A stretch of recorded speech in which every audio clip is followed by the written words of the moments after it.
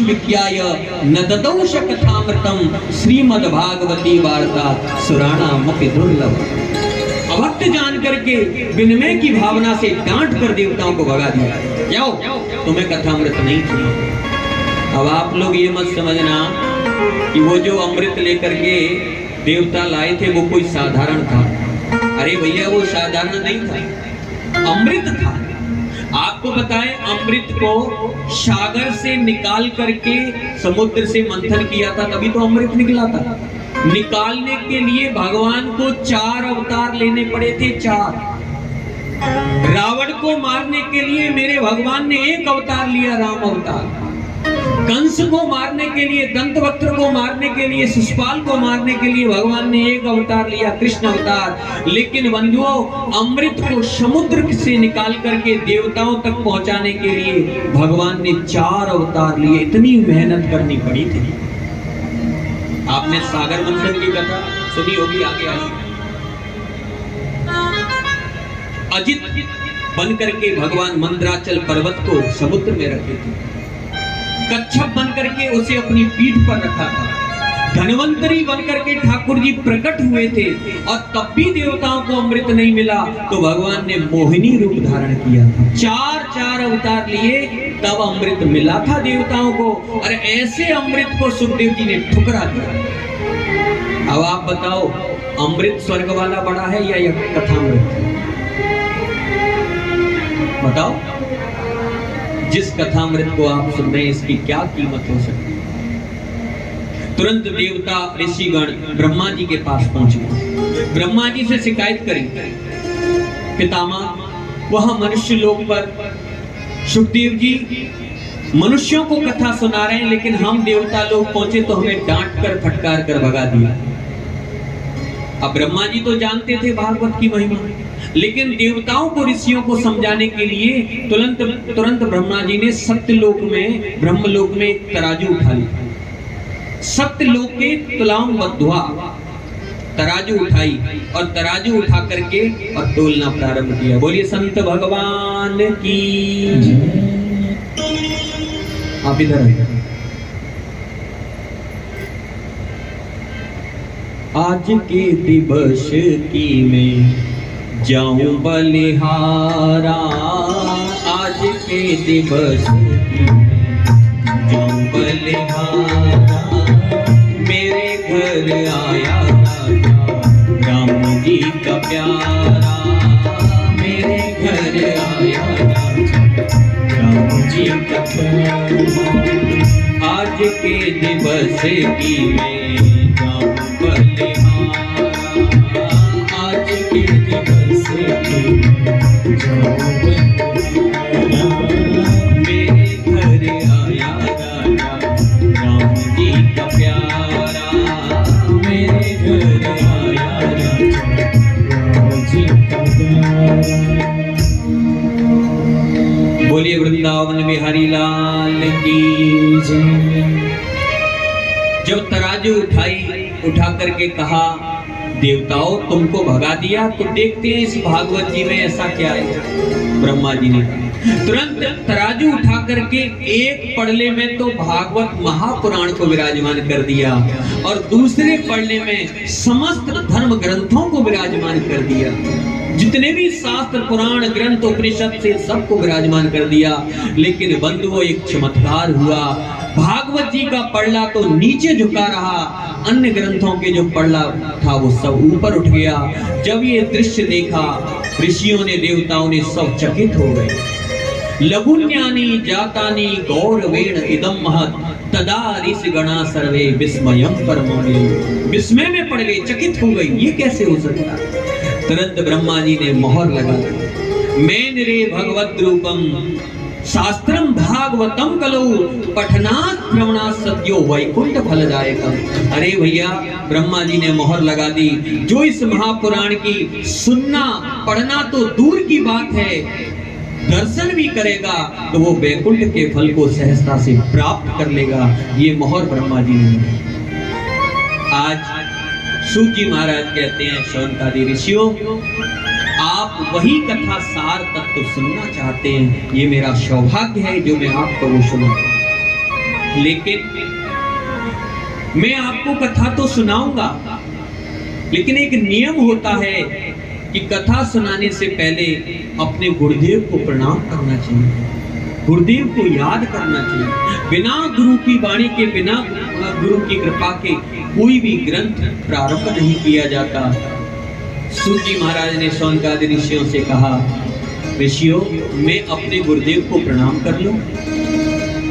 हम सब लोगों के भी गुरु होंगे, गुरु होना तो जीवन में जरूरी है, सबके गुरु होंगे। आप लोग कथा सुन रहे, हम कथा कह रहे, तो हमको भी अपने गुरुओं को प्रणाम करना चाहिए। आइए एक भाव के द्वारा सूत जी महाराज अपने परमहंस चक्र चूड़ामणि सुखदेव भगवान को प्रणाम कर रहे हैं, याद कर रहे हैं। हम सब लोग भी अपने गुरुदेव को याद करें और क्या कहते हुए, गुरुदेव मेरे, गुरुदेव मेरे, चरणों में अपने मुझको बिठा लो, सेवक मुझे तुम अपना बना लो। गुरुदेव मेरे, गुरुदेव मेरे, गुरुदेव मेरे, चरणों में अपने मुझको बिठा लो, सेवक मुझे तुम अपना बना लो। गुरुदेव मेरे, गुरुदेव मेरे, गुरुदेव मेरे।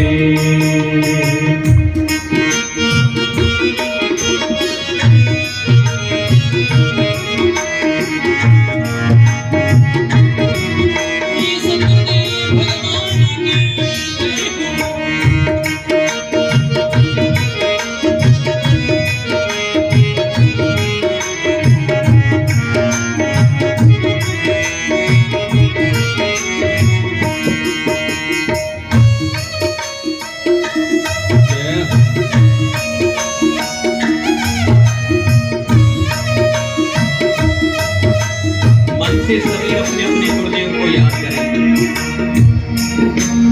अपने भक्तों की मुझको दो सेवादारी, अपने भक्तों की मुझको दो सेवादारी, आएंगे सत्संग सुनने जो भी नर नारी, आएंगे सत्संग सुनने जो भी नर नारी, उनका सत्कार करूंगा, बंधन बारंबार करूंगा, उनका सत्कार करूंगा, बंधन बारंबार करूंगा।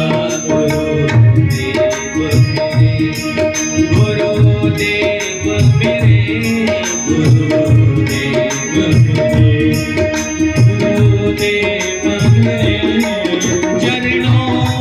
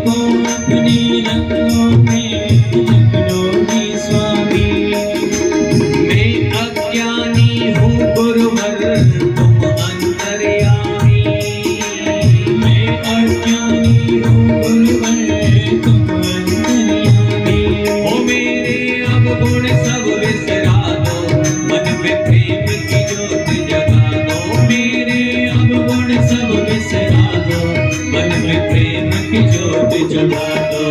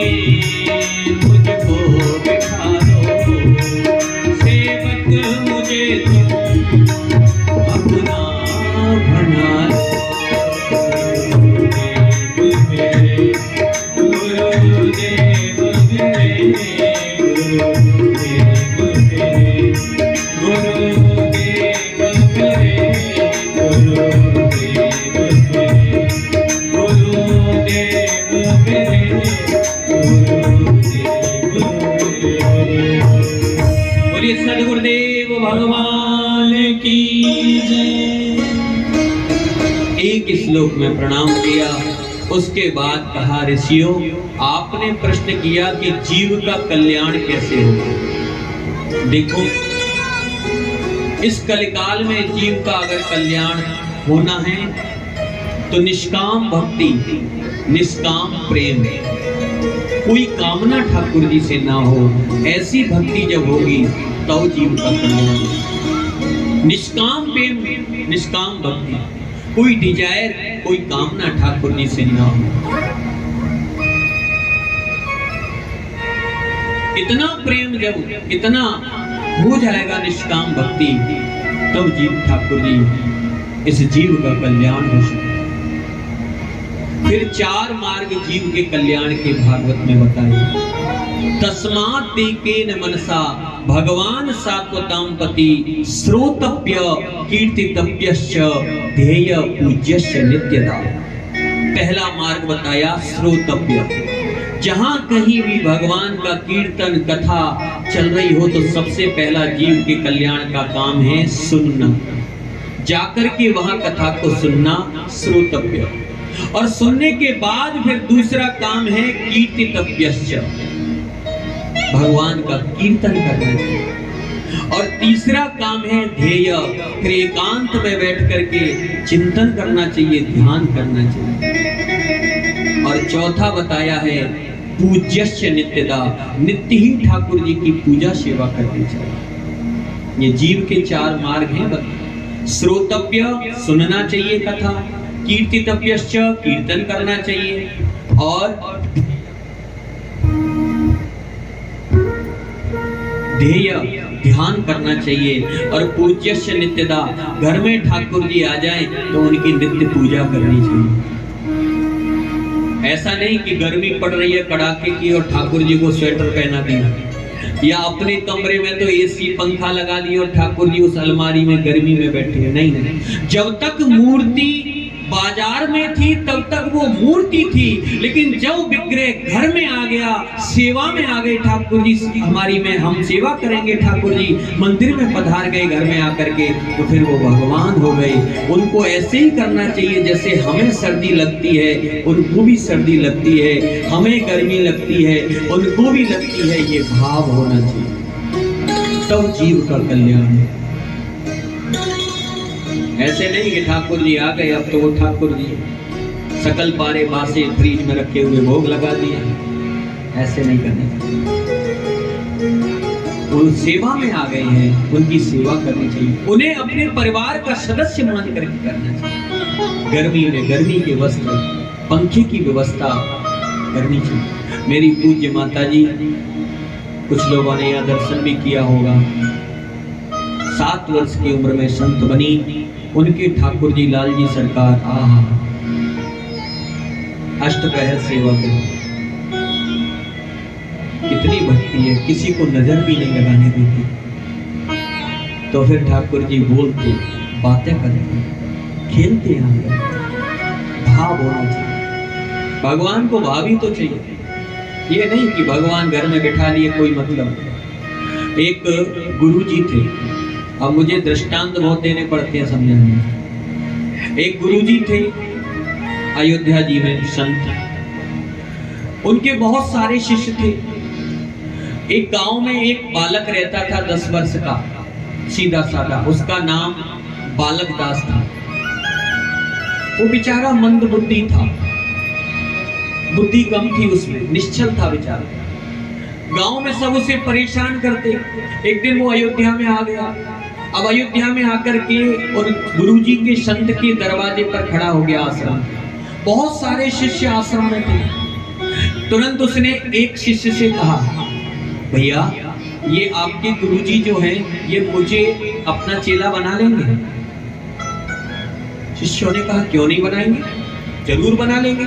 बोले, मुझे फिर अपने आश्रम में रख लेंगे? मैं गांव में रहता हूं तो बच्चे मुझे परेशान करते हैं, कोई मुझ पर कंकड़ मारता है, कोई मिट्टी फेंकता है, इसलिए मैं परेशान हो गया, मुझे अपने आश्रम में रख लेंगे गुरुजी? शिष्यों ने कहा, क्यों नहीं रखेंगे, अवश्य रख लेंगे, अवश्य रखेंगे। तुरंत गया शिष्य और जाकर के कहा, गुरुदेव एक बालक आया है, 10 वर्ष का बालक है, और वो कहता है कि वो आपका शिष्य बनना चाहता है, आश्रम में रहना चाहता है। गुरुजी संत तो दयालु होते हैं। तुरंत संत जी ने उसे बुलाया और बुला करके उसे नाम दीक्षा दी, कंठी पहना दी और आश्रम में रख लिया। बड़ा निश्चल बालक, जो भी काम दिया आश्रम की सेवा वो करने लगे। एक दिन जब गुरुजी वृद्ध हो ही चुके थे, 80 वर्ष की आयु थी, गुरुजी ने विचार किया कि अब तो 80 वर्ष की आयु हो गई, चलो अब तीर्थ यात्रा कर लेते हैं एक बार और। संपूर्ण भारतवर्ष की यात्रा करनी चाहिए, पता नहीं शरीर कब पूरा हो जाए। तुरंत सभी शिष्यों को बुलाया और कहा, देखो अब हम वृद्ध हो गए और हमारा मन है, हमारी अंतिम इच्छा है कि हम संपूर्ण तीर्थों का दर्शन करें। तो ऐसा करो, कुछ शिष्य तो हमारे साथ चलो हमारी सेवा में, और कुछ यहाँ रुक जाओ आश्रम में, आश्रम की सेवा करना। अब शिष्य बोले, गुरुजी आप ही बताओ कौन यहाँ रुके और कौन आपके साथ जाए, आप बताओ। अब गुरुजी जिससे कहें कि तुम तो रुक जाओ और तुम हमारे साथ चलो, अब जिससे रुकने की कहें वही कहे, गुरुजी मुझे ही क्यों छोड़ के जा रहे हो, मुझे भी ले चलो ना अपने साथ। क्योंकि सब शिष्यों को पता था कि आश्रम में रहेंगे तो यहाँ आश्रम की सेवा करनी पड़ेगी, काम करना पड़ेगा, झाड़ू लगानी पड़ेगी, ठाकुर जी को नहलाना पड़ेगा, मधुकरी बनानी पड़ेगी, भोजन बनाना पड़ेगा, तमाम काम है।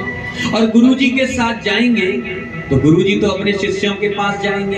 अब जब शिष्यों के पास जाएंगे तो चकाचक भंडारा खाने को मिलेगा, बढ़िया दूध मलाई, और दक्षिणा की दक्षिणा मिलेगी साथ में। तो सब गुरुजी की तरफ। बोले, गुरुजी मुझे भी ले चलो ना, मुझे भी।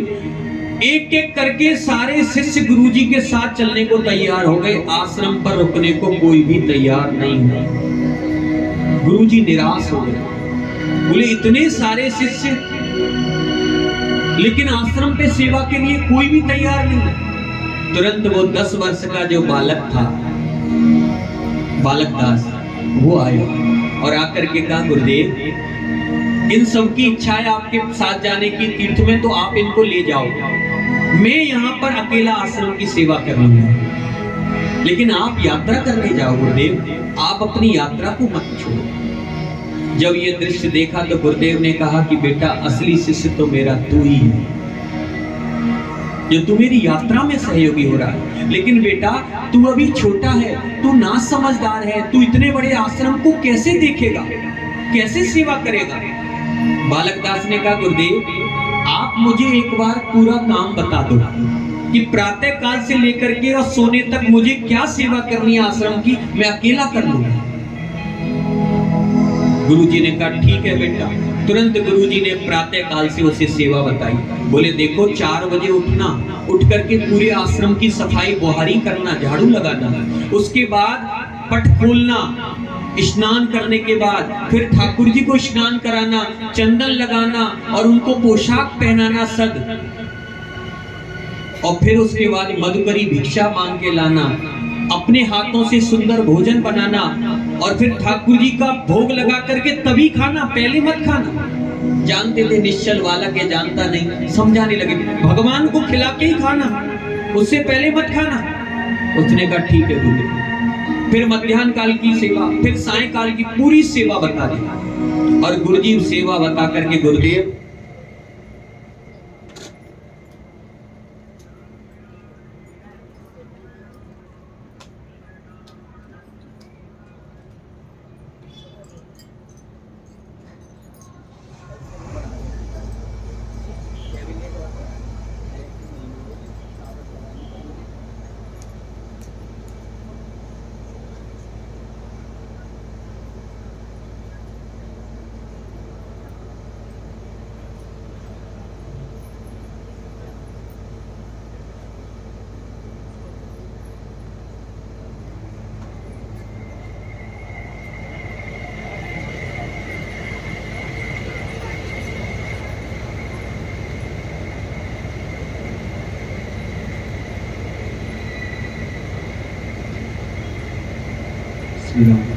बोलिए वृंदावन बिहारी लाल की।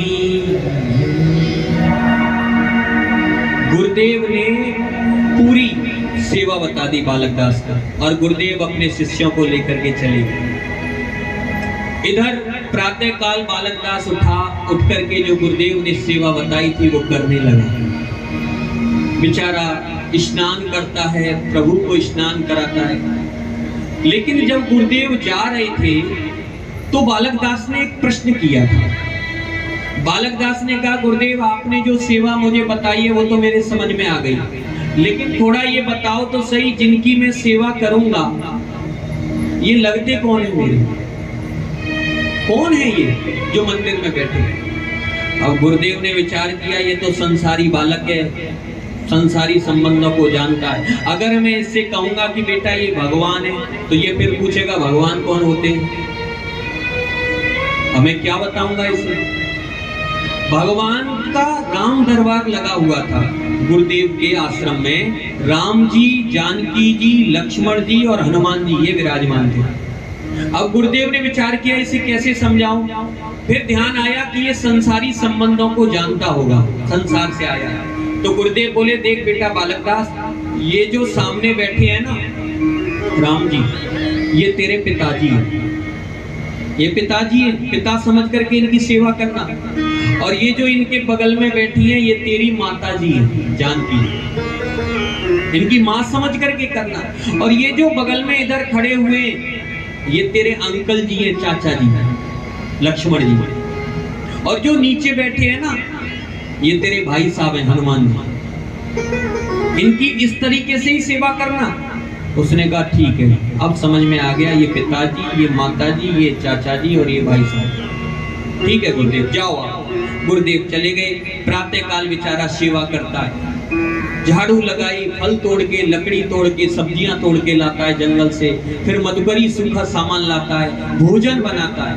अब उसने भोजन बना करके 5 थाली लगाई, एक राम जी की, जानकी जी की, लक्ष्मण जी की और हनुमान जी की, और 5वीं थाली अपनी। 5 थाली लगा ली, 2-2 रोटी रख के उसने सुंदर लगा ली। अब 4 थाली तो भगवान के सन्मुख रख दी, और फिर हाथ जोड़ के बोला पिताजी आप पाओ, माताजी आप भी पाओ, चाचा जी आप भी भोग लगाओ, और भाई साहब आप भी पालो। अब हाथ जोड़ के खड़ा हो गया। अब भगवान कहीं पाते थोड़ी है, थाली रखी सामने। अब उसे तो यही पता था क्योंकि गुरुदेव कह करके गए थे कि पहले भोग लगाना तब पाना। अब उसे ये पता था कि ये पाएंगे। अब थाली सामने रखी हुई है, कह रहा है पाओ प्रभु, पिताजी आप पाओ ना। लेकिन भगवान नहीं पाते। भैया भगवान नहीं पाते ये बड़ी अच्छी बात है। कहीं भगवान पाना चालू कर देना तो लोग अपने घर में बिठाना ही बंद कर देंगे। वो तो कुछ नहीं पाते हैं तब लोग उनसे इतना दूर भागते। और कहीं उन्होंने फरमाइशें चालू कर दी, पाना चालू कर दिया तो लोग उन्हें बिठाना ही बंद कर देंगे। ऐसी स्थिति। अब भगवान थोड़ी पाते। देखो नासिका से सूंघ करके ठाकुर जी भोजन को ग्रहण करते। दृष्टि उनकी भोजन पर पड़ गई तो ग्रहण हो गया उनके। लेकिन बालक दास को लगा कि भगवान पाते। अब वो बेचारा खड़ा है, फिर उसने सोचा शायद मेरा नया नया संबंध जुड़ा है तो ये मुझसे शर्म करते हैं, चलो कोई बात नहीं, पट लगा देता हूँ। पर्दा खींच दिया, फिर खड़ा हो गया। थोड़ी देर बाद पर्दा खोला तो फिर भी थाली ऐसी की ऐसी। बालक दास बोला ये तो बड़े ही शर्मीले, बताओ। अब मैंने पर्दा लगा लिया तभी, चलो कोई बात नहीं, मैं दरवाजा बंद कर देता हूँ, अब पालो। पट बंद कर दिया, बाहर खड़ा हो गया। कुछ देर समय के बाद जब पट खोला फिर भी थाली वही थी। अब तो बालक दास रोने लगे। मेरे गुरुदेव ने मुझसे कहा था कि इनको खिला करके ही खाना, अब ये तो भोजन पा नहीं रहे, और जब ये भोजन नहीं पाएंगे तो मैं भी भोजन नहीं पा सकता। ये भी दुबले हो जाएंगे, मैं भी दुबला हो जाऊंगा, तो फिर आश्रम की व्यवस्था कैसे चलेगी? और गुरुदेव की आज्ञा का पालन नहीं हो रहा, अब मैं क्या करूं? क्या करूं मैं? मेरे गुरुदेव की जो गुरु आज्ञा करी आज्ञा दे करके गए थे इनको खिला करके खाना, उनकी आज्ञा का पालन नहीं हो रहा, तो अब मैं इस शरीर को नहीं रखूंगा, मैं इस शरीर को ही त्याग दूंगा। बालक दास ये दृढ़ करके अयोध्या से सरजू में कूदने के लिए चल दिया। पिताजी, माताजी, आप भोजन नहीं पाते तो अब मैं इस शरीर को नहीं रखूंगा। डूबने के लिए चल दिया। गुरुदेव आएंगे तो मैं क्या जवाब दूंगा, इसलिए मैं अपने शरीर को नहीं रखूंगा। जब कूदने के लिए बालक दास चला, भगवान श्री राम ने हनुमान जी से कहा, हनुमान ये तो बड़ा निश्चल बालक है, ये तो हमको मूर्ति को ही भगवान माने बैठा है, जाओ जल्दी से इसे पकड़ के लाओ, कहीं ऐसा ना हो ये कूद करके अपने प्राणों को नष्ट कर दे, जाओ जल्दी से। हनुमान जी दौड़ करके गए, सरजू में कूदने ही वाला था, हनुमान जी ने पकड़ लिया। बोले कहाँ जा रहे हो? बोले आप कौन? बोले हम भाई साहब। अच्छा भाई साहब आ गए आप? बोले हाँ। बोले पिताजी ने भेजा है, जल्दी से चलो और बुलाया है। बोले नहीं हम नहीं जाएंगे पिताजी, भोजन नहीं पाते, आप भोजन नहीं पाते। बोले सब पाएंगे, चलो वापस। अब तो महाराज आया बालक दास, तो मंदिर में क्या देखा? जो मूर्ति थी उस जगह साक्षात राम, जानकी, लक्ष्मण जी विराजमान थे। राम जी ने बालक दास से कहा, भैया बालक दास, तूने 2-2 रोटी बनाई, अब 2-2 रोटी से हमारा पेट थोड़ी भरने वाला है। बालक दास ने कहा, मुझे क्या पता तुम कितना पाते हो? अरे मुझे तो गुरु की आज्ञा का पालन करना है, मुझे तो सेवा करनी है। आप कहो तो कल मैं 4 बनाऊं, 10 बनाऊं, जितना तुम कहो उतना बनाऊंगा। अब तो प्रातः काल रोज नियम से बालक दास सेवा करता है, मधुकरी मांग करके लाता है और रोटियां बनाता है, 5 थाली लगाता है। भगवान आते हैं, भोजन पाते हैं, चले जाते हैं और फिर खुद खा लेते हैं। ये नियम 2 महीने तक चलता रहा। एक दिन बालक दास ने विचार किया, ये कैसे माता पिता है? संसार में माता पिता कितने भी वृद्ध क्यों ना हो जाएं, लेकिन कुछ तो घर में काम धंधा करते हैं। अरे कुछ नहीं तो बालक को पालने को ही झुलाते हैं। ये कैसे माता पिता हैं कि मैं थाली लगा देता हूँ तो मूर्ति में से आ जाते हैं, फिर भोजन पाया चले जाते हैं और सारा काम मैं अकेला करता हूँ। बोले आज मैं कोई इनकी भोजन नहीं मिलेंगे, आज कोई काम नहीं होगा। पता नहीं गुरुजी कब से इनको खिला रहे हैं। जब मैं थाली कहता हूँ आ जाओ तो झट आ जाते हैं, खाए और फिर चले गए। अब 11 बजे 11:30 बजे मध्याह्न काल का समय, जब समय हुआ तो राम, जानकी, लक्ष्मण, हनुमान जी प्रकट हो गए। राम जी ने कहा, भैया बालक दास भोजन? बोले आज नहीं बनाया भोजन, कोई भोजन नहीं। अरे आप कैसे माता पिता, कैसे भाई हो, कैसे चाचा हो? मैं अकेला पूरे आश्रम की सेवा करता हूँ, आप आकर के खा के चले जाते हो। आज से मैं कोई काम नहीं करूंगा, आज से तुम सबको भी काम करना पड़ेगा। राम जी ने जानकी जी की ओर देखा, कहा, प्रिय जब तक मूर्ति में थे बड़ा आनंद था, अब मूर्ति से निकल करके आए तो काम भी करना पड़ेगा। जानकी जी ने कहा, प्रभु आपने कब काम नहीं किया भक्तों का? कब नहीं किया? नरसी का भात भरने आप ही तो गए थे, द्रौपदी की लाज बचाने के लिए आप ही तो गए थे। आपने हमेशा भक्तों का किया है, गीत जटायु का दाह कर्म आपने ही तो किया था। अब जब ये कह रहा है तो इसका भी काम करो। राम जी ने कहा, भैया क्या काम करना है बताओ? बोले देखो आप एक काम करना, आप पत्तल बनाना, आपका काम है पिताजी, आप पत्तल बनाओगे रोज। राम जी ने कहा ठीक है। जानकी जी बोली भैया मुझे क्या करना है? बोले तुमको रसोई का काम करना है, तुम्हें भंडार घर में जाकर के सुंदर सुंदर चपातियां, सुंदर सुंदर सब्जी भाजी बनानी। हम भी तो देखें आपके हाथ में कैसा स्वाद है, इसलिए आपको भोजन बनाना है। लक्ष्मण जी बोले भैया हमको क्या करना है? बोले तुम जंगल में जाना, जंगल से लकड़ी लेकर के आना और सब्जियां लेके आना। हनुमान जी बोले भैया हमको क्या करना है? बोले तुम सारे आश्रम की सफाई करोगे और रखवाली करोगे। तो राम जी बोले फिर तुम क्या करोगे? सब काम हम करेंगे तो तुम क्या करोगे? बोले मैं करूंगा ना, मधुकरी भिक्षा बाहर से मांग करके मैं लाऊंगा।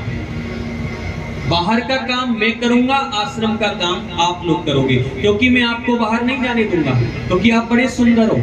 और बाहर आप गए और किसी ने पकड़ लिया तो गुरुजी को फिर मैं क्या बताऊंगा कि कहाँ गए?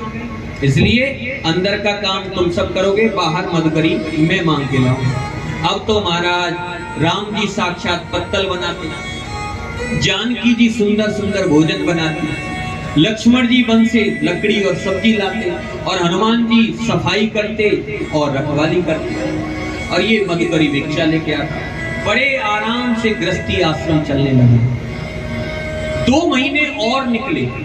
एक दिन गुरुजी का पत्र आया और पत्र में लिखा था कि बेटा बालक दास, हम अपने 400 शिष्यों के साथ कल प्रातःकाल ब्रह्म मुहूर्त में आश्रम में पधार जाएंगे।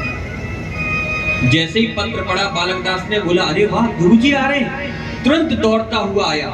रसोई में दरवाजे पर बैठ करके राम जी पत्तल बना रहे, जानकी मैया भोजन बना रही थी। तुरंत कहा सुनो मैया, सुनो पिताजी, आज तक तो 5 लोगों का भोजन बनता था, लेकिन कल से तो 406 का बनेगा, क्योंकि गुरुजी अपने 400 शिष्यों को लेकर के आ रहे हैं। तो 5 तो हम, छठे गुरुजी और 400 शिष्य, तो 406 का बनाना पड़ेगा।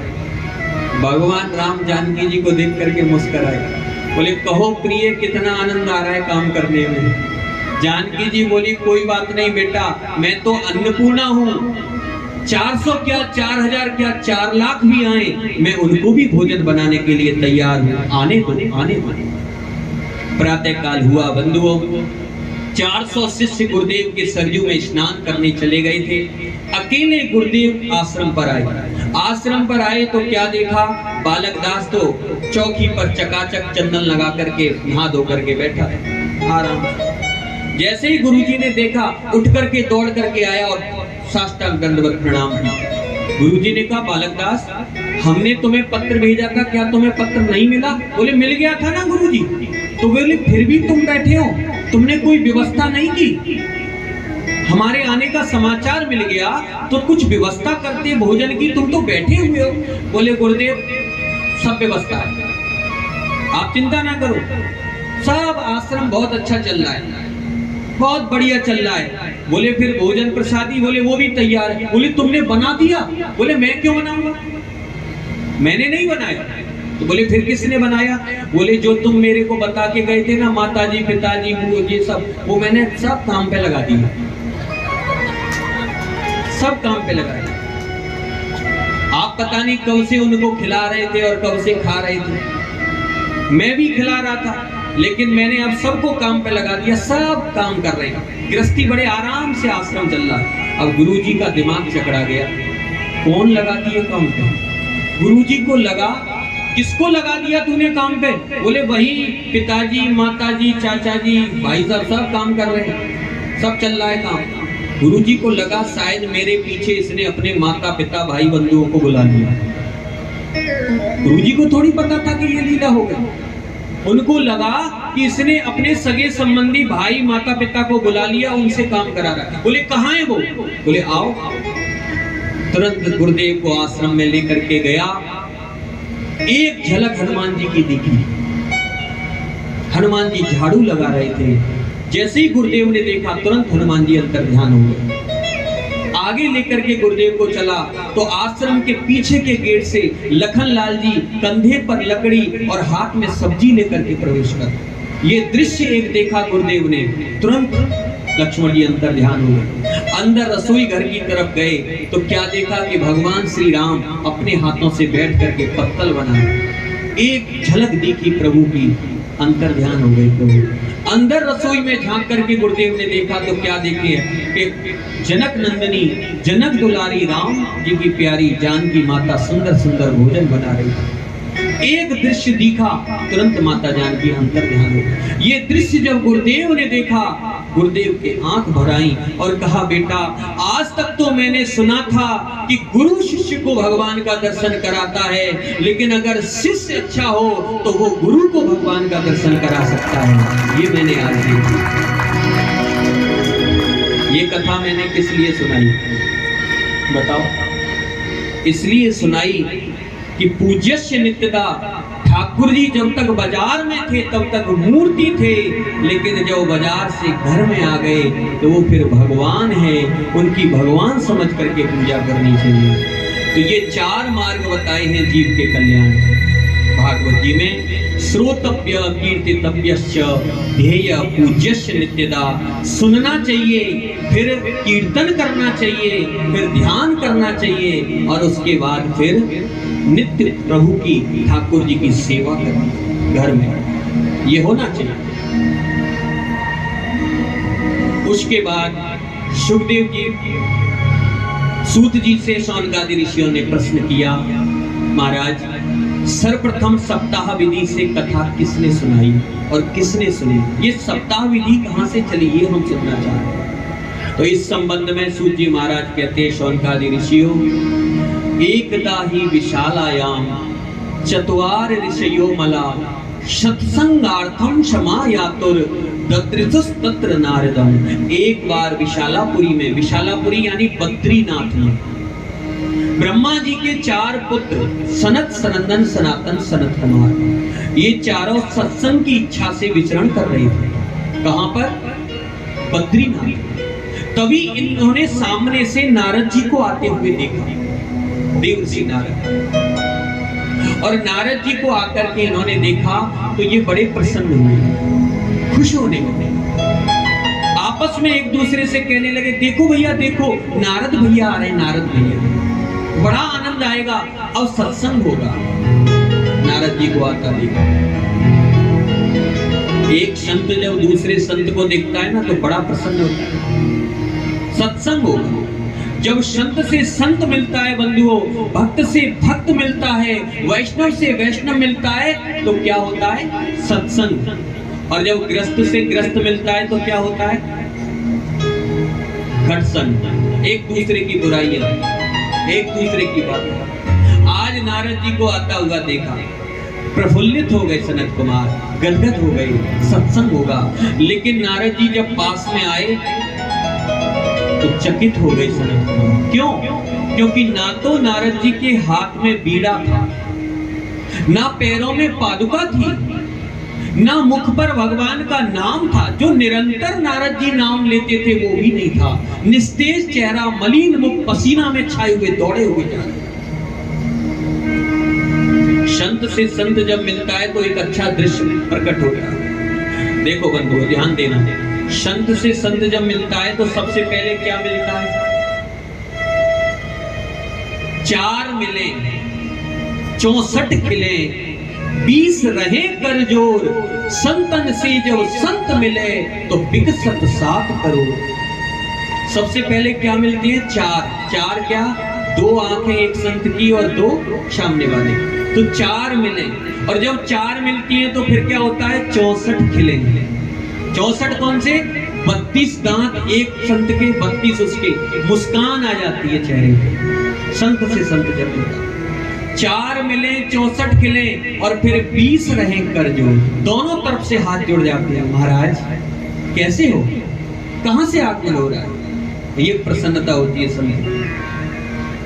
संतन से जब संत मिले तो विकसे 7 करोड़। वैज्ञानिक दृष्टि से एक व्यक्ति के शरीर में 3.5 करोड़ रोम छिद्र होते हैं, और एक के 3.5 करोड़ और दूसरे के 3.5 करोड़, कितने हो गए? 7 करोड़। तो विकसे 7 करोड़, रोमांच आ जाता है संत से संत, भक्ति से। से भक्त जब मिलता है। लेकिन आज नारद जी को देख करके ऐसा नहीं लगा।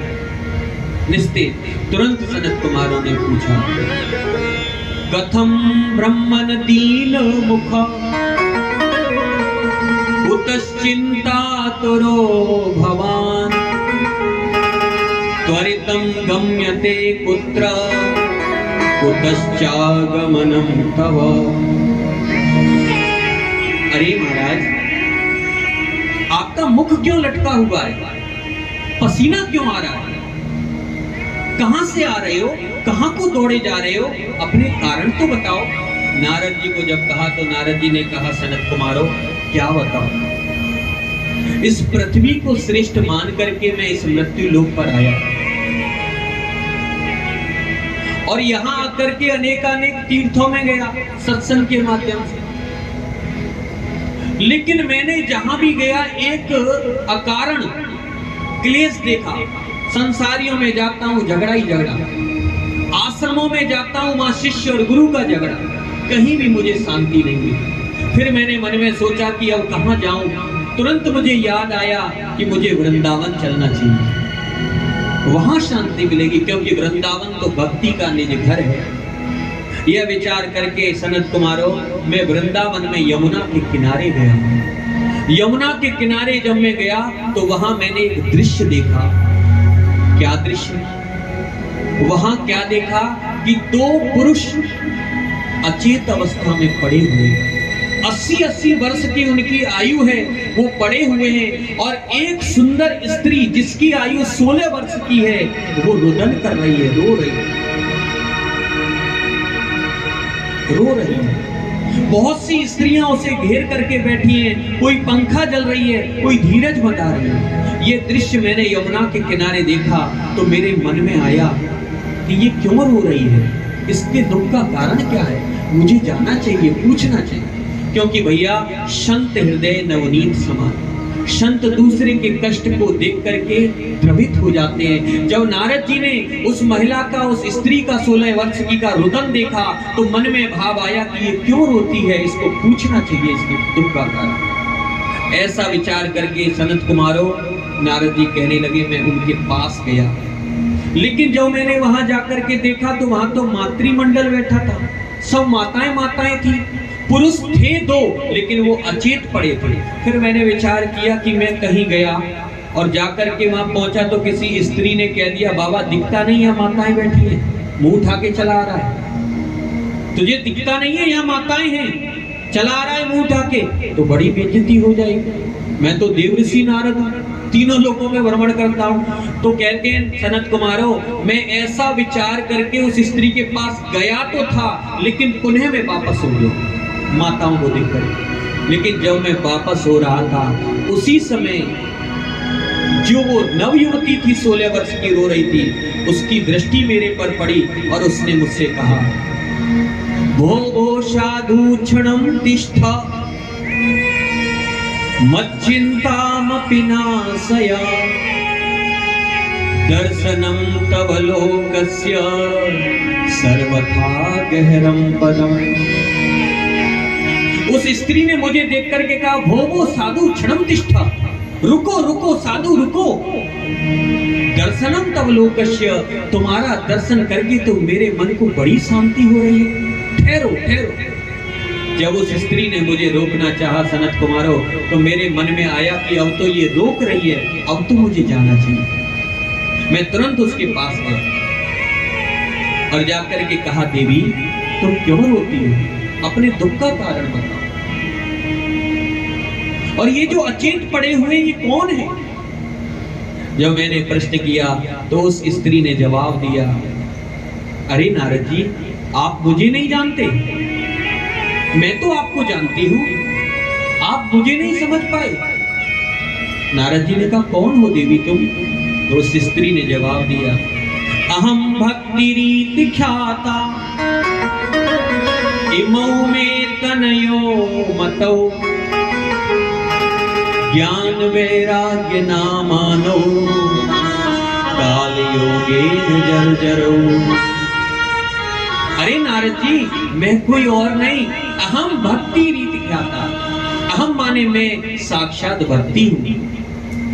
एमऊ में तनयो मतऊ, ये दोनों जो अचेत अवस्था में पड़े हुए ये तनय यानी मेरे पुत्र हैं। ज्ञान वैराग्य नाम लहू, इनके नाम ज्ञान और वैराग्य है। काल योगे न जर्जरऊ, कलयुग के प्रभाव से, काल के प्रभाव से ये वृद्धावस्था की ओर जर्जर होते हुए अचेत हो गए। अरे नारद जी, इस पृथ्वी में, इस मृत्यु लोक में मैं जगह जगह गई,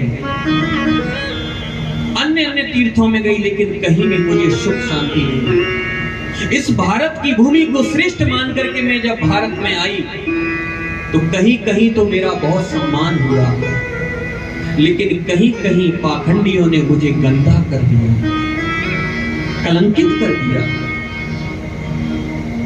फिर मैंने विचार किया कि अब मैं कहां जाऊं। इस भारत की भूमि को श्रेष्ठ मान करके मैं आई, लेकिन मेरे मन को अभी भी क्लेश है, दुख है, तो जाऊं तो कहां जाऊं। फिर मुझे याद आया कि अब मुझे वृंदावन चलना चाहिए, क्योंकि सानिध्यम नित्यदा हरे, वृंदावन तो साक्षात प्रभु का घर है, वृंदावन बिहारी का, मुझे वहीं चलना चाहिए।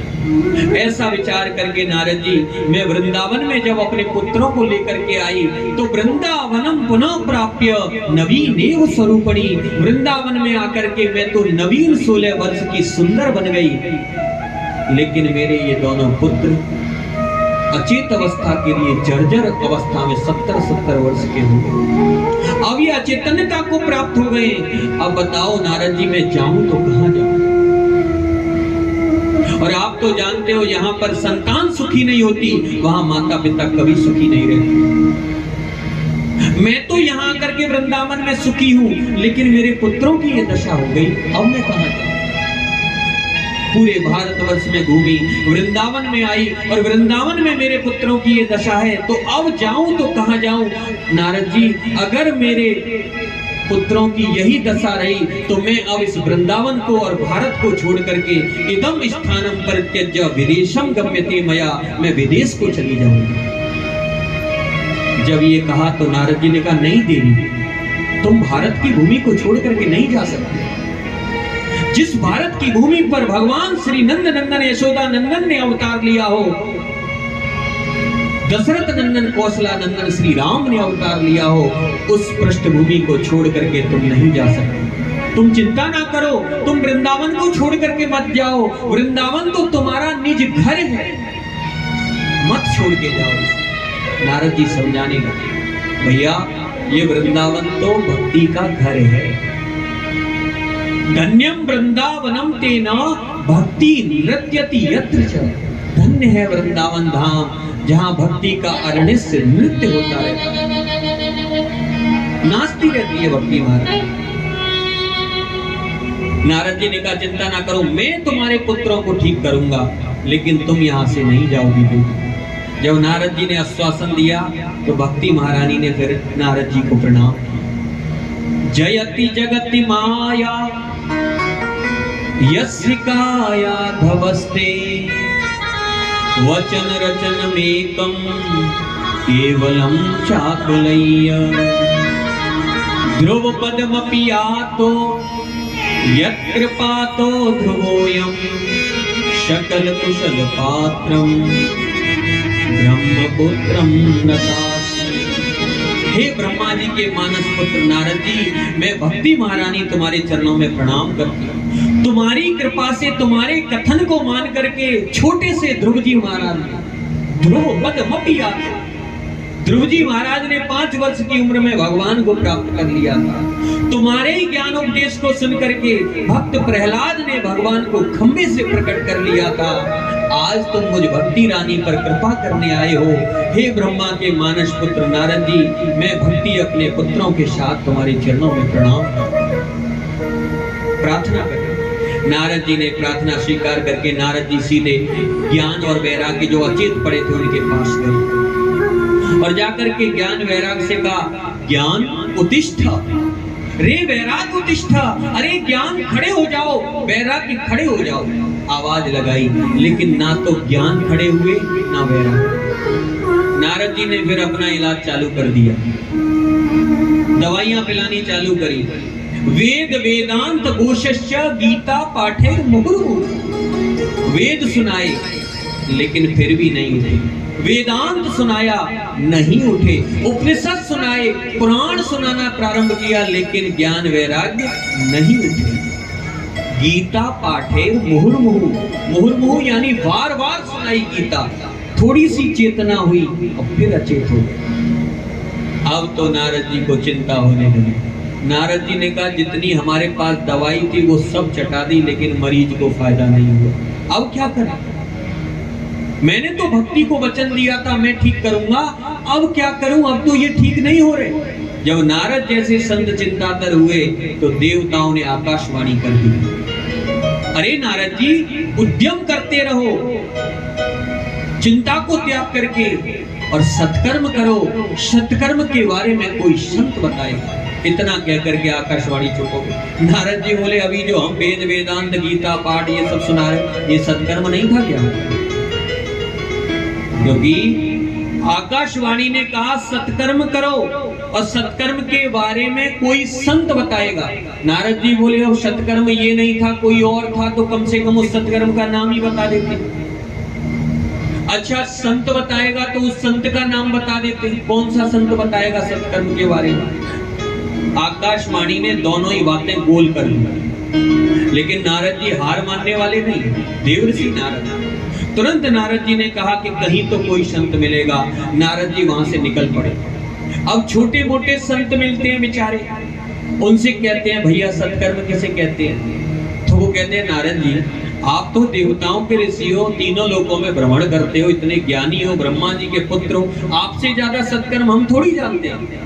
तो वो सो ऐसे निकल जाते हैं और बड़े बड़े मठाधीशों के पास जाते हैं उनके आश्रम में। तो वो जब देखते हैं कि नारद जी आ रहे हैं, कोई ना कोई समस्या लेके आ रहे होंगे, तो चेलाओं से कह देते हैं सुनो ये नारद जी आ रहे हैं, और जब आए तो इनसे कह देना कि महाराज जी अभी मौन में, किसी से मिलते नहीं है, किसी से बात नहीं करते। अब बड़े बड़े ऐसे चले जाए।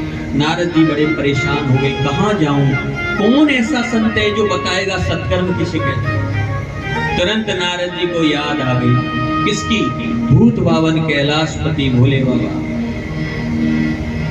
फिर ध्यान आया कि भगवान की नगरी है उत्तराखंड और उसी उत्तराखंड में बद्रीनाथ है, मुझे वहां चलना चाहिए, वहां अवश्य कोई ना कोई संत मिलेगा। आज नारद जी यही ढूंढते हुए दौड़ते हुए आ रहे हैं। सामने सनत कुमार मिल गए, चारों भाई सनत कुमार ब्रह्मा जी के पुत्र मिल गए। ये चारों भाइयों की विशेषता, ये पूर्वजों के पूर्वज हो गए लेकिन अपने तपोबल से कभी 5 वर्ष से ज्यादा बड़े हुए ही नहीं, इतने तपस्वी थे चारों। और कथा में और उसमें इतने लग्न रहते थे कि एक भाई तो वक्ता बन जाते और 3 श्रोता बन जाते, फिर वो उतर जाते दूसरे वक्ता बन जाते, फिर निरंतर कथा में रहते थे। आज नारद जी का इनसे मिलन हुआ। नारद जी कहने लगे भैया अब आपसे बड़ा कोई संत नहीं हो सकता, अब मुझे बताओ उस आकाशवाणी ने जो सत्कर्म बताया था वो क्या है?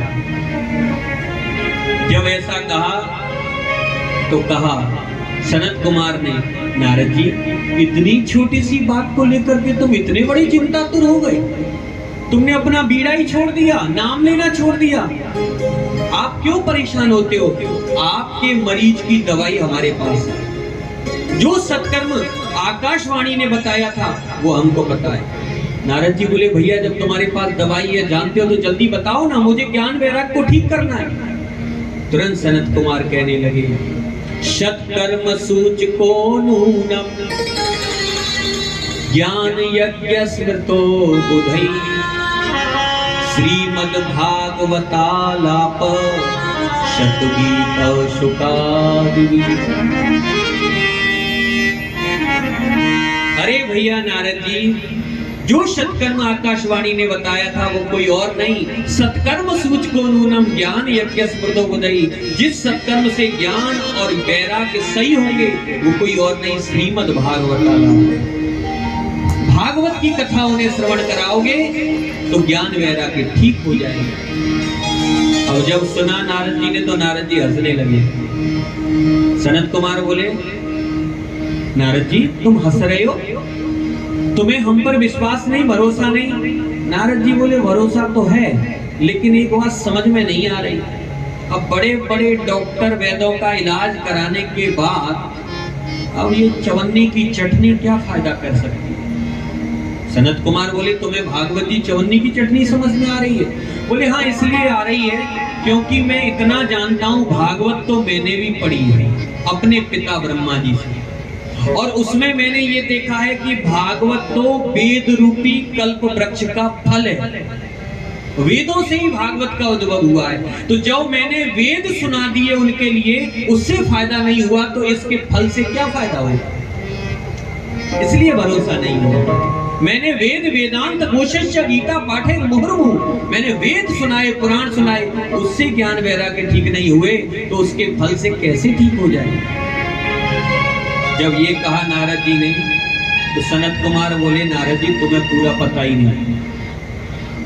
अब हम बताते हैं, मान लो आम को खाने वाला व्यक्ति ये कहे आम बड़ा मीठा है, तो जिसने इसको पैदा किया है वो कितना मीठा होगा? और आम को तो छोड़ दे और आम के पेड़ को चबाने लग जाए तो स्वाद मिलेगा क्या? बताओ। आम खाने वाला व्यक्ति ये कहे कि आम बड़ा मधुर है, अब जिसने इसको पैदा किया है वो तो और ही ज्यादा मधुर होगा, तो आम को तो फेंक दे और आम के पेड़ को चबाने लग जाए तो स्वाद मिलेगा, रस मिलेगा? नहीं मिलेगा। तो बोले नारद जी ऐसे ही वेद रूपी कल्प वृक्ष का फल है भागवत। अगर ज्ञान वैराग्य को ठीक करना चाहते हो तो फल को खिलाओ, ना कि पेड़ को, क्योंकि रस तो फल में मिलता है, पेड़ में नहीं मिलता। मान लो नारद जी कोई घी खाने वाला व्यक्ति ये कहने लग जाए कि घी की उत्पत्ति तो दूध से हुई है, तो क्यों ना दूध पी लूं, तो क्या दूध से घी की पूर्ति हो जाएगी? घी तक पहुंचने के लिए दूध को जमाना पड़ेगा, दही बनाना पड़ेगा, फिर दही को मिलाना पड़ेगा, फिर माखन निकालना पड़ेगा, फिर भी घी नहीं निकलेगा, फिर उसे तवाना पड़ेगा, तपा करके तब तत्व तक पहुंचेगा, तब घी की प्राप्ति होगी। ऐसे ही नारद जी वेद रूपी कल्प वृक्ष का फल तो भागवत है, लेकिन भागवत रस है, स्वाद है, फल है। इस रस का सेवन उनको कराओगे तो अवश्य ज्ञान वैराग्य ठीक होंगे। आज नारद जी ने सुना तो नारद जी बोले भैया पढ़ लिख करके कोई कितना बड़ा विद्वान क्यों ना हो जाए, लेकिन आप जैसे संतों का संग जब तक नहीं करेगा तब तक शास्त्रों का रहस्य समझ में नहीं आएगा। अब मुझे पता चल गया कि भागवत ही वह सुधा है जिससे ज्ञान वैराग्य ठीक होंगे। लेकिन भैया अब मैं वक्ता कहाँ से ढूंढ के लाऊं, कथावाचक कहाँ से लाऊं? और ज्ञान वैराग तो मूर्छित हैं। अब मुझे आपसे अच्छे तो कोई कथावाचक नहीं मिलते, आप तो संत हो, और वो भी परमेष्ठी पद पर विराजमान ब्रह्मा जी के पुत्र हो, तपस्वी हो, बाल ब्रह्मचारी हो, आपसे बड़ा कोई कथावाचक नहीं हो सकता। इसलिए मेरा निवेदन है अब आप ही वो भागवत की कथा मुझे सुनाओ। मैं ज्ञान वैराग्य के लिए उनके नाम से आपकी कथा सुनूंगा, आप श्रवण कराओ। सनत कुमारों ने कहा वो तो ठीक है नारद जी, हमारा काम ही है कथा सुनाना, कथा कहना, कथा सुनना, लेकिन यहाँ नहीं सुनाएंगे बद्रीनाथ में, क्योंकि यहाँ बहुत से लोग तो चढ़ाई पर यहाँ तक चढ़कर आए हैं तो वो तो मूर्छित पड़े हुए हैं, कुछ थके हुए हैं जो सो रहे हैं, और कुछ ऐसे हैं जो ध्यान में बैठे हैं। अब कथा सुनने के लिए श्रोता भी तो चाहिए, और यहाँ तो कोई श्रोता मिलेगा नहीं, इसलिए यहाँ से नीचे चलते हैं। बोले कहाँ? बोले हरिद्वार, हरि का द्वार, हर का द्वार, वहां चलते हैं। और वहां बहुत सुंदर आनंद नाम का तट है, वहां हम आपको कथा सुनाएंगे। सनत कुमार को लेकर के नारद जी सीधे आनंद नाम के तट हरिद्वार में आ गए कल, और वहां पालपा में रेत के 4 सिंहासन बनाए, चारों भाइयों को उस पर पधरा दिया, पैर धोए, हस्त प्रक्षालन कराया, तिलक किया, पूजन किया, 2 आसन डाल दिए ज्ञान वैराग्य के नाम से, और स्वयं नारद जी श्रोता बन करके उनकी कथा सुनाई, भागवत की कथा। भागवत की कथा सुनाते हुए सनत कुमार कहते हैं सदा सेव्या श्रीमद् भागवती कथा यस्य स्मरण मात्रेण हरिश्चित्रम समाश्रय। बोले सदा सेवन करते रहो, सदा सेवन करते रहो, सदा सुनते रहो, सुनते रहो। एक ने कहा महाराज कब तक सुने? 1 बार, 2 बार, 4 बार, 10 बार। अभी कुछ दिन पहले तो वहां हुई थी, फिर उससे पहले वहां हो रही थी, अभी कुछ दिन पहले एक मंदिर में कथा चल रही थी। तो कितनी बार सुने आप बताओ तो, एक बार, दो बार, 10 बार? तो जवाब दिया सनत कुमारों ने कि भैया जब तक जियो तब तक इस रस को पियो, तब तक इस रस को पियो। ये निरंतर नित्य नया है, भगवान की कथा तो निरंतर है। सनत कुमारों के लिए कथा सप्ताह 7 दिन तक वो कथा सुनाई। 7वें दिन भक्ति महारानी अपने पुत्र ज्ञान वैराग्य को लेकर के आनंद नाम के तट पर प्रकट हो गई। ज्ञान वैराग्य ठीक हो गए, प्रकट हो गई। ज्ञान वैराग्य जाकर के अपने अपने आसन पर बैठ गए। भक्ति महारानी ने प्रश्न कर दिया, सनत कुमारों मेरे लिए आसन कहाँ है? आपने 2 ही आसन बिछाए, ये तो ज्ञान वैराग्य की हैं, पर मैं कहाँ बैठूं? सनत कुमारों ने जब सुना तो सनत कुमार बोले, हे भक्ति महारानी आपके लिए आसन की क्या जरूरत है? आप जितने भी ये श्रोता बैठे हैं, आप इनके हृदय रूपी आसन पर विराजमान हो जाओ। जब ये कहा तुरंत भक्ति सभी श्रोताओं के हृदय पर विराजमान हो गई, और विराजमान हुई तो वहां पर एकदम आनंद की भक्ति जागृत हो गई, और सभी गाने लगे, नाचने लगे। क्या कहने लगे? बन जा दीवाना हरि नाम का, बन जा दीवाना, बन जा दीवाना हरि नाम का, बन जा दीवाना, बन जा दीवाना हरि नाम का, बन जा दीवाना, बन जा दीवाना हरि नाम का, बन जा दीवाना, बन जा दीवाना, बन जा दीवाना, बन जा दीवाना, बन जा दीवाना, बन जा दीवाना हरि नाम का, बन जा दीवाना, बन जा दीवाना हरि नाम का, बन जा दीवाना। श्री हरि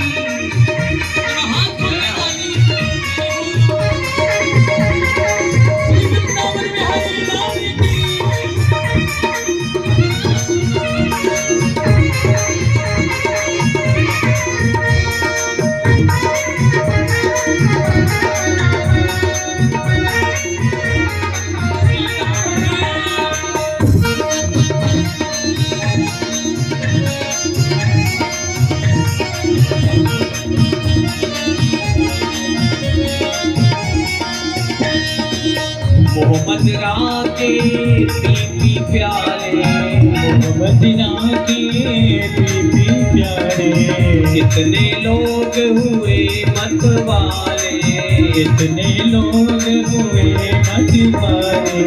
मोहम्मद राके पी प्यारे, मोहम्मद राके पी प्यारे, कितने लोग हुए मत वाले, कितने लोग हुए मत वाले। पता बुलाया हरि नाम का, बन जा दीवाना, बन जा दीवाना हरि नाम का, बन जा दीवाना, बन जा दीवाना हरि नाम का, बन जा दीवाना, बन जा दीवाना हरि नाम का, बन जा दीवाना। श्री हरि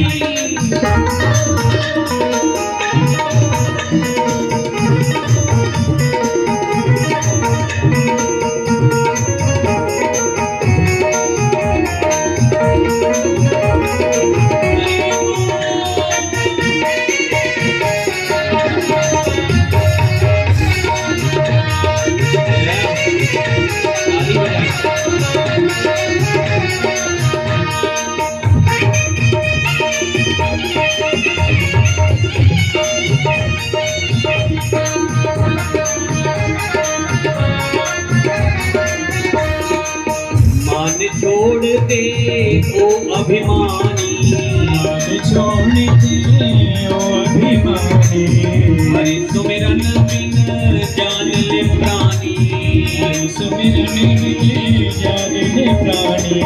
मान छोड़ दे ओ अभिमानी, मान छोड़ दे ओ अभिमानी, हरि सुमिरन बिन जान ले प्राणी, हरि सुमिरन बिन जान ले प्राणी। जीवन है किस काम का, बन जा दीवाना, बन जा दीवाना।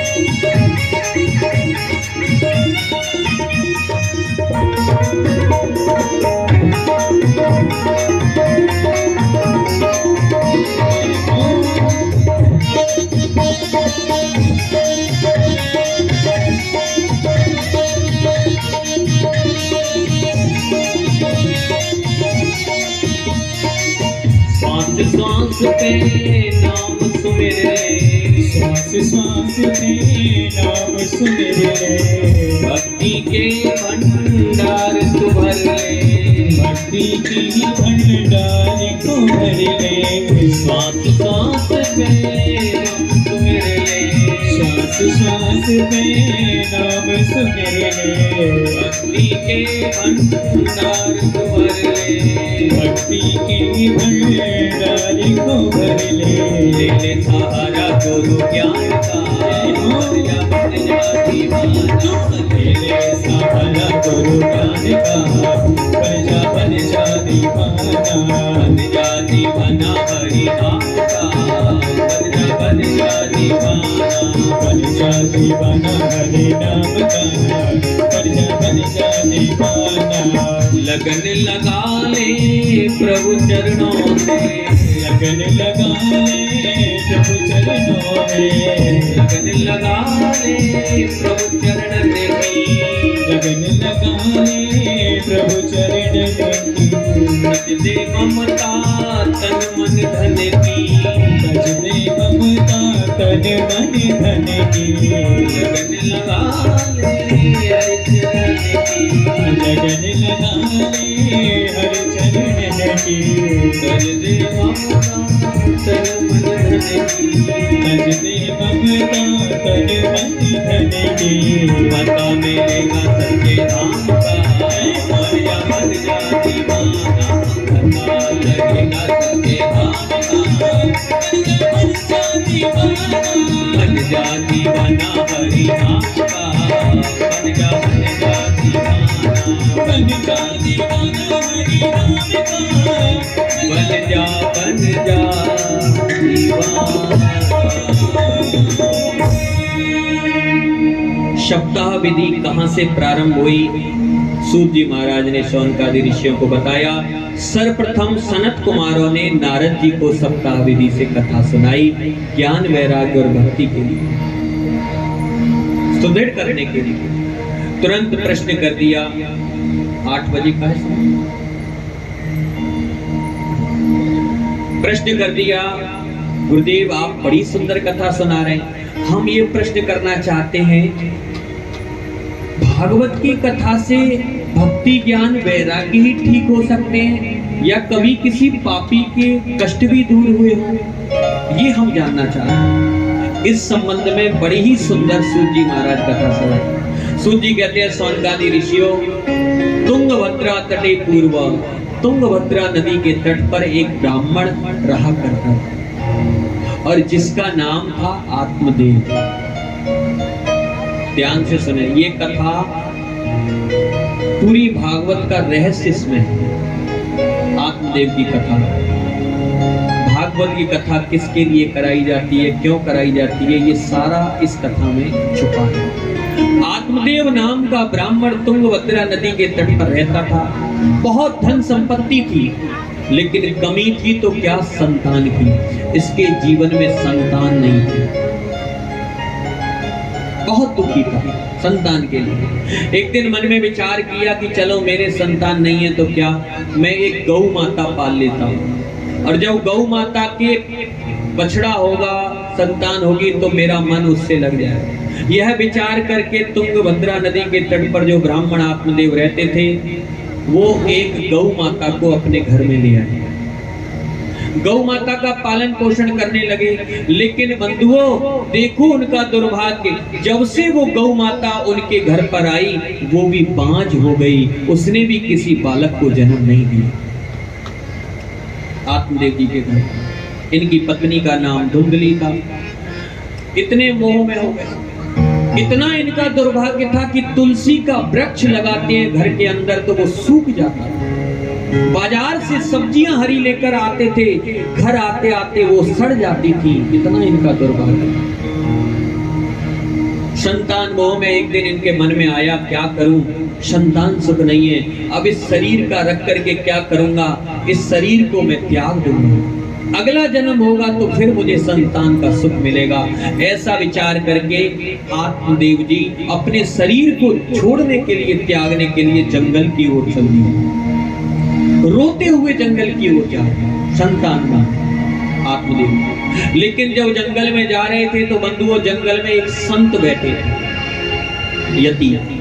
उन्होंने जब आत्मदेव को रोते हुए जाते देखा, तुरंत रोक लिया। कथम रोदिषु विप्रत्वम काते चिंतावलीयसी वदतम सत्वरम मह्यम स्वस्य दुःखस्य कारण। अरे ब्राह्मण, तू क्यों रोता है, अपने दुख का कारण बता, और कहां जा रहा है। आत्मदेव जी को जब संत ने रोका, आत्मदेव जी लौट करके आए और चरणों में गिर करके फूट फूट करके रोने, महाराज मैं आपको अपना दुर्भाग्य कहां तक गिनाऊं, मेरे पास सब कुछ है लेकिन संतान नहीं है। इस संतान के कारण मैंने अपने घर में एक गऊ को पाला महाराज, वो भी मेरे घर में जब से आई वो भी बांझ हो गई। मैं अपने घर में वृक्ष लगाता हूं तो वो सूख जाते हैं, सब्जियां लाता हूं तो सड़ जाती है, इतना मेरा दुर्भाग्य। और मैंने प्रण कर लिया है कि इससे तो मैं अपने शरीर को त्याग दूंगा, मेरा अगला जन्म होगा तो तब मुझे संतान का सुख मिलेगा। संत ने जब देखा तो संत ने कहा, रे ब्राह्मण, तू एक जन्म के लिए रोता है, मैंने तेरी मस्तक की रेखा देखी है, तेरे तो 7 जन्मों तक संतान का योग, 7 जन्मों तक। अब तक तो सुना था कि अगला जन्म होगा संतान मिलेगी, जो सुना 7 जन्म तक नहीं है, अब तो फूट फूट कर रोने लगे। मरने जा रहे थे इसलिए कि अगला जन्म होगा संतान मिलेगी, लेकिन जब सुना 7 जन्म तक नहीं तो अब क्या करें। तुरंत संत के चरण पकड़ लिए, बोले महाराज मेरे जीवन में संतान नहीं है तो क्या, लेकिन आपके आशीर्वाद में अवश्य संतान हो जाएगी। जब आप इतना जानते हो कि मेरे जीवन में 7 जन्म तक नहीं, तो आप उसका उपाय भी जानते हो। बस पैर पकड़ लिए संत। भैया एक बात बताऊं, जो भगवंत नहीं कर सकते वो एक संत कर सकता है।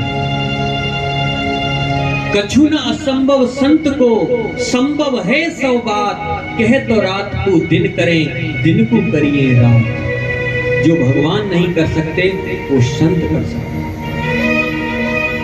एक गांव में एक पंडित जी रहते थे, ध्यान से सुनना, जो कथा अच्छी होती है मैं संकेत दे देता हूँ, ध्यान से सुनना, तो इसका मतलब अच्छी बात होगी। एक गांव में एक पंडित जी रहते थे, दंपति, पंडित जी और पंडित। इतने भजनानंदी थे पंडित जी के, रोज नारद जी उनसे सत्संग करने आते थे डेली। 50 वर्ष की आयु हो गई। एक दिन नारद जी से कहने लगे, देखो नारद जी आप तो रोज बैकुंठ भी जाते होगे। नारद जी ने कहा, तो देखो हमारी 50 वर्ष की आयु हो गई है, अभी तक संतान घर में नहीं आई, और आप भगवान से पूछ के आना कि हमारे जीवन में संतान है या नहीं। अगर नहीं है तो फिर हम गृहस्थ में क्यों रहे, वन में जाकर के तपस्या करेंगे, भजन करेंगे। नारद जी ने कहा ठीक है पंडित जी मैं जाऊंगा। नारद जी भगवान के पास गए और जाकर के कहा, महाराज आपके एक भक्त हैं और उनके जीवन में संतान नहीं है, 50 वर्ष की आयु हो गई, उन्होंने पूछा है कि उनके जीवन में संतान है या नहीं। भगवान ने कहा, नारद जी उन पंडित जी से जाकर के कह देना, वो 1 जन्म की बात करते हैं, उनके तो 100 जन्मों तक संतान का योग नहीं है, जाओ। नारद जी को बड़ा कष्ट हुआ, 100 जन्म तक नहीं, इतना भजन करते हैं, इतना बच्चे के लिए, संतान के लिए मोह में है, और भगवान उनको संतान नहीं दे रहे, ये कौन सी लीला। फिर बोले कोई बात नहीं है, भगवान की जैसी मर्जी, हमें तो मैसेज देना है जाकर के। नारद जी आए, आकर के पंडित जी के घर गए, पंडित जी ने स्वागत किया, तो तुरंत नारद जी ने कहा, देखो पंडित जी आप बड़े दुख के साथ कहना पड़ रहा है, भगवान ने कहा है कि आपके तो 100 जन्मों तक संतान नहीं है, 100 जन्म तक संतान का योग। लेकिन पंडित जी विचलित नहीं हुए, बोले चलो रोज रोज का झंझट खत्म हुआ, एक आस लगा के बैठे थे संतान होगी। अब जब भगवान ने कह दिया नारद जी ने, तो अब आस खत्म होगी।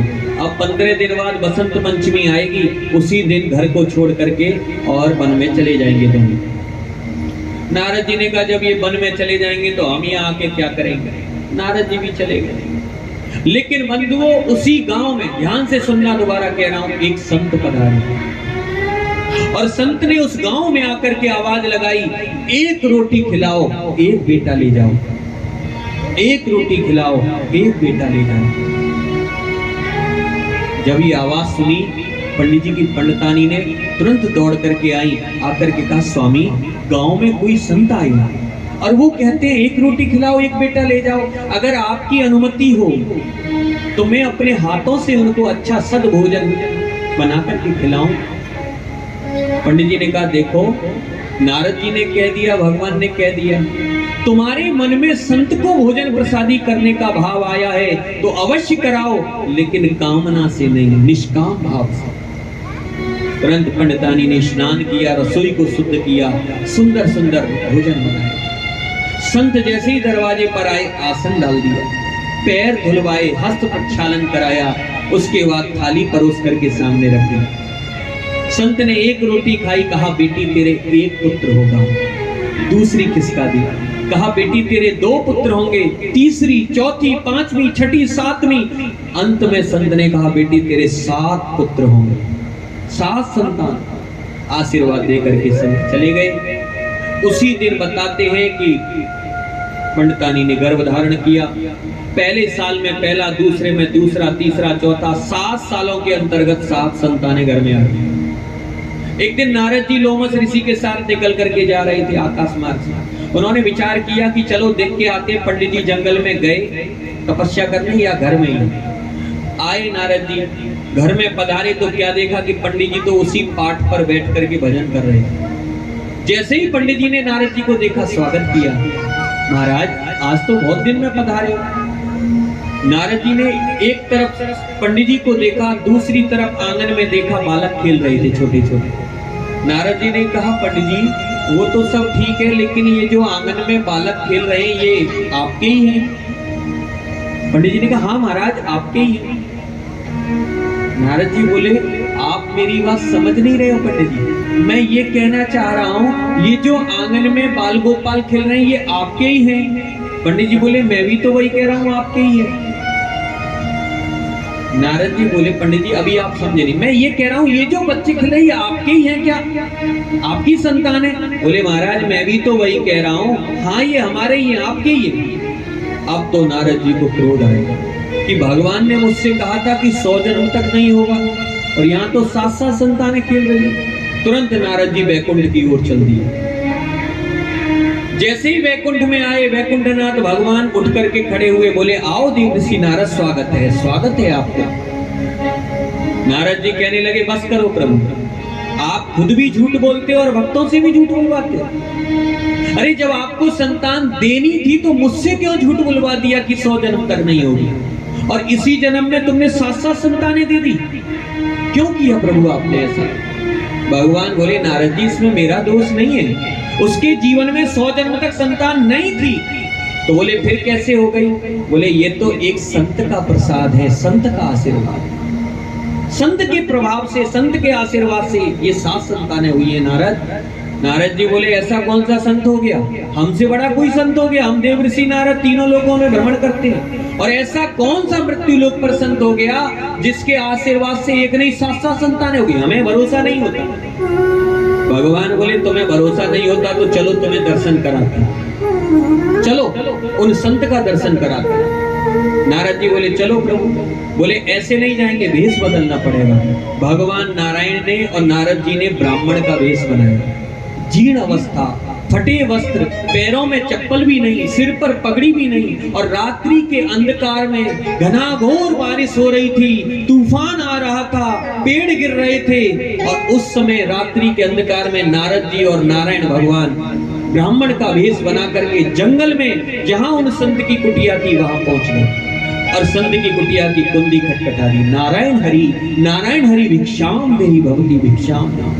रात्रि का मध्य, संत एकदम जगे और जग करके देखा, अरे ये रात में कौन भिक्षा मदकरी लेने आ गया, इतनी बारिश, इतने तूफान में।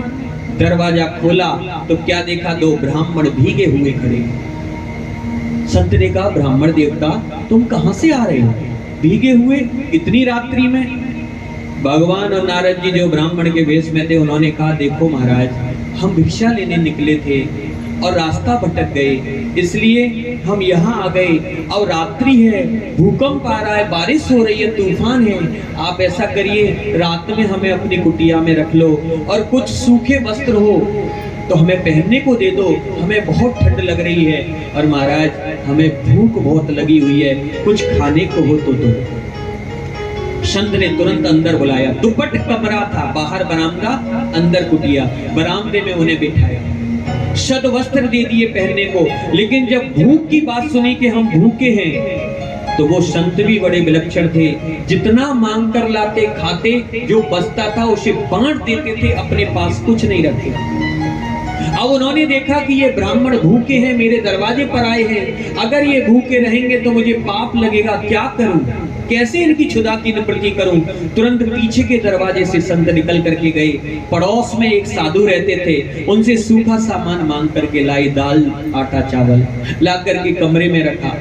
अब बाहर देखा, तूफान, आंधी, बारिश, चूल्हा कैसे जलाएं, कैसे लकड़ी कहां से लाएं। रात का बाहर सब ईंधन गीला है, रात्रि का अंधकार है, तूफान है। तो उन संत ने बंधुओं क्या किया, अपने पैर पर, दाहिने पैर पर कपड़ा लपेटा और कपड़ा लपेट करके अपने पैर को चूल्हे में दिया और उसमें अग्नि प्रज्वलित कर दी और उसके ऊपर फिर भोजन बनाने लगे। संत मदमस्त कीर्तन करते हुए, गाते हुए और भोजन बना रहे हैं और संत का पैर जल रहा है, पैर को जला करके भोजन बना। ये दृश्य हुआ। नारद जी से भगवान ने कहा, नारद चलो तुम्हें और संत का दर्शन कराते हैं। अंदर कुटिया में गए तो क्या देखते हैं कि संत का पैर जल रहा है और संत प्रसन्न मन से मुस्कुराते हुए कीर्तन करते हुए और उसके ऊपर भोजन बना।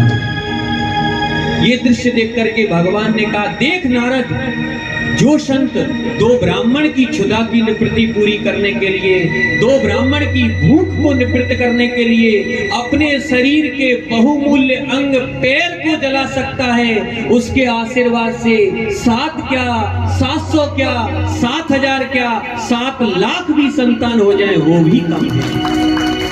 तो कछु ना संभव संत को, संभव है 100 बात, कह तो रात को दिन करे, दिन को करिए रात। जो भगवंत नहीं कर सकता बंधुओं, वो एक संत कर सकता है। ये बात हम नहीं कह रहे, रामचरितमानस में तुलसीदास जी ने स्पष्ट कहा है। भगवान कहते हैं, मुझसे अगर कोई बड़ा है, तो उन्होंने चौपाई में कहा, मुझसे अधिक संत कर लेखा।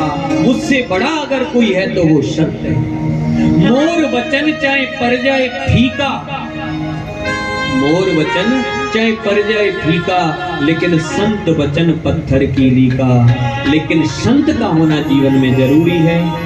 आज संत मिले आत्मदेव जी महाराज को, चरण पकड़ लिए, महाराज आपके आशीर्वाद में क्या नहीं है। संत द्रवित हो गए, तुरंत अपनी झोली से फल निकाला और कहा, ब्राह्मण रो मत, तू ये फल ले जा और ले जा करके अपनी पत्नी को खिला देना। जो पत्नी इस फल को खा करके नियम उपवास करके व्रत करके पालन करके पूजा पाठ करके रहेगी, उसके सुंदर सुयोग्य ज्ञानिष्ठी पुत्र की प्राप्ति होगी। आशीर्वाद दे दिया।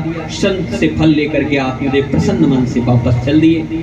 बताते हैं, बृहद भागवतम एक पुस्तक है, उसमें लिखा है जीव गोस्वामी जी ने कि वो उस संत के जब फल दिया था तो उसमें उन्होंने बताया है कि संत ने अपने प्राण को छोड़ दिया था और शरीर को त्याग करके संत ही उस फल में प्रविष्ट कर गए थे और वही संत आगे चल करके गोकर्ण के रूप में प्रकट हुए थे। तो बंधुओं, परहित के लिए संत अपने शरीर को भी त्याग देते हैं, ऐसे संत होते हैं। आज आत्मदेव जी आए घर पर, अपनी पत्नी धुंधली को वो फल दिया, कहा देखो ये फल मैं एक संत जी से लाया हूँ, इसको आप पालो, इसको खाओगे तो हमारे घर में एक संतान की प्राप्ति होगी। दे करके फल चले गए, लेकिन धुंधली ने वो फल नहीं खाया। धुंधली के मन में बहुत सी बातें उमड़ने लगी। लालने पालने दुखम प्रसूता यास्य वर्तते, बालक अगर मेरे गर्भ में आएगा, पैदा होगा तो उसका कौन पालन पोषण करेगा, कौन उसे दूध पिलाएगा, कौन उसको निलाएगा धुलाएगा। अनेक अनेक भावनाएं इसके मन में आने लगी। फल नहीं खाया। उसी समय धुंधली की पड़ोसन आ गई। पड़ोसन ने कहा बहन क्या सोच रही है? बोली बहन क्या बताऊं, ये मेरे पति किसी संत का दिया हुआ फल लेकर के आए और कहते हैं इसे खाने से बालक का जन्म होगा। अब तू बता कहीं ये फल खाने से ऐसा होगा? पड़ोसन बोली ये तो अच्छी बात है, तुम्हारे घर में संतान नहीं है। अरे फल खाओगी तो संतान हो जाएगा, खुशियां आएंगी तुम्हारे घर में, खा लो इस फल को। वो लेकिन नहीं, मान ले मैंने ये फल खा लिया और फल खा लूंगी तो मेरी उदरस्थ वृद्धि होगी, गर्भ में बालक शावक आएगा तो मेरा पेट बढ़ेगा, और जब अगर मेरे पेट में बढ़ोतरी होगी तो फिर मैं ज्यादा खा पी नहीं पाऊंगी, और जब खा पी नहीं पाऊंगी तो मैं दुबली पतली हो जाऊंगी, और दुबली पतली हो जाऊंगी तो मैं कहीं दौड़ भी नहीं पाऊंगी। तो पड़ोसन बोला तुझे क्या दौड़ना है? पड़ोसन बोली तू कहाँ दौड़ लगाएगी? बोले मान ले मेरे घर में आग लग गई तो मुझे भागना पड़े तो मैं तो भाग भी नहीं पाऊंगी। पड़ोसन बोली बहन ऐसी बातें क्यों सोचती है, ये शुभ शुभ सोचो, अशुभ क्यों सोचती है? बोले बहन मैंने एक बात और सुनी थी कि सुखदेव जी तो अपनी माँ की गर्भ में 12 वर्ष रहे थे, 12 वर्ष, और कहीं मेरे गर्भ में 2-3 वर्ष रह गए तो स्तन्य मेरा तो तदेनम मरणम भवे, मैं तो तुरंत मर जाऊंगी। अनेकानेक भावनाएं आई। पड़ोसन ने बहुत समझाया लेकिन धुंधली की समझ में नहीं आया। पड़ोसन बोली अब बहन तेरी मर्जी, दो जो तू करे करना, मैं तो चली। पड़ोसन चली गई, लेकिन उसी समय कुछ देर बाद धुंधली की छोटी बहन आ गई। छोटी बहन को आते देख करके धुंधली बड़ी प्रसन्न हो गई। बोली बहन तू बड़े अच्छे समय पर आई। छोटी बहन ने कहा बहन क्या हुआ? बोले ये देख तेरे जीजाजी किसी संत का दिया हुआ फल लेकर के आए और कहते हैं इसे खाने से संतान होगी। अब तू बता इस फल को खाने से कहीं संतान होगी? जब छोटी बहन ने सुना तुरंत समझ गई, अगर ये फल ना खाए तभी मेरा काम सिद्ध होगा। समझ गई क्या करना चाहिए जिससे ये फल ना खाए। बोली बहन ये संत के देने से फल से कहीं बालक पैदा होते हैं, ये पाखंडी तो ऐसे ही पाखंड करते रहते हैं, कहीं ऐसे कई बालक पैदा होते हैं। अगर तुझे ऐसा लग रहा है कि इस फल से बालक होंगे तो तू इस उपाय को अपनी गौ माता पर क्यों नहीं अपनाती? तेरी गौ को भी तो कोई बालक नहीं है, ऐसा कर तू इस फल को गौ को खिला दे, पता चल जाएगा। और रही बात तेरी तो तू मत घबरा, मैं आसन्न प्रसवा हूँ और मेरे जो संतान पैदा होगी मैं वचन देती हूँ वो संतान मैं तुझे दे दूंगी। मेरे पति अगर कुछ कहें तो तू कुछ धन दे देना, उनसे मैं उनका मुंह बंद कर दूंगा। अब तो धुंधली ने जब सुना अपनी बहन को हृदय से लगा लिया। वाह बहन, बहन हो तो तेरे जैसी, तूने तो मेरी सारी समस्या का समाधान कर दिया। बोली बहन फिर इस फल को मैं गाय को खिला दूं? बोले हाँ खिला दे। अपना बच्चा मुझे दे देना? बोले बिल्कुल दे दूंगे। तुरंत धुंधली ने जाकर के वो फल गौ माता को खिला दिया। यहाँ पर बंधुओं धुंधली से 2 अपराध हुए। कौन कौन से? एक तो उस फल को नहीं खाया, प्रसाद का, यानी प्रसाद का तिरस्कार कर दिया, पहला अपराध। और दूसरा अपराध हुआ उस प्रसाद की परीक्षा की, गौ माता को खिलाकर। ये 2 अपराध धुंधली से हुए। समय निकला, ब्राह्मण आत्मदेव यात्रा के लिए धन कमाने के लिए चले गए थे। इधर त्रिमासे निर्गमे चाथा साधेनु सुसुभेर्वकम, समय 3 महीना निकला। धुंधली की बहन के बेटा का जन्म हुआ। धुंधली की बहन उस बेटा को लेकर के आई और ला करके धुंधली को दे दिया। धुंधली ने बदले में धन दिया, उसे लेकर के वो चली गई। इधर महाराज आत्मदेव गए थे बाहर काम के लिए, तुरंत खबर भेज दी महाराज वापस आ जाओ, आपके यहाँ पुत्र जन्म हुआ। झूठ बोल दिया धुंधली। जैसे ही आत्मदेव जी ने सुना मेरे यहाँ पुत्र का जन्म हुआ है, सब काम छोड़ करके दौड़ पड़े गांव की। गांव में आकर के घर में आए, घर में प्रवेश भी नहीं किया, नगाड़े बजवा दिए, सहनाइयां बजवा दी पुत्र जन्म की खुशी में। बधाइयां बांटने लगे, धन लुटाने लगे खुशी में। तभी धुंधली पास में आई और आकर के कहा महाराज आप बधाइयां बांट रहे हो, सहनाइयां बजवा रहे हो, नगाड़े बजवा रहे हो, लेकिन स्तन्य नास्त कुचे ममा, मेरे तो स्तनों में दूध ही नहीं, इस बालक का पालन पोषण कैसे होगा? अब बालक धुंधली का नहीं था तो दूध कहां से आता? आत्मदेव सीधे साधे ब्राह्मण बेचारे चिंता तो हो गई, बालक का पालन कैसे होगा? तभी धुंधली बोली, महाराज आप चिंता ना करो, मेरी छोटी बहन के यहाँ अभी अभी एक बालक हुआ था जो जन्म लेने के बाद मर गया है। आप कहो तो मैं अपनी बहन को पालन पोषण के लिए बुला लूं। आत्मदेव सीधे साधे विचारे, कह दिया बुला लो। धुंधली ने तुरंत अपनी छोटी बहन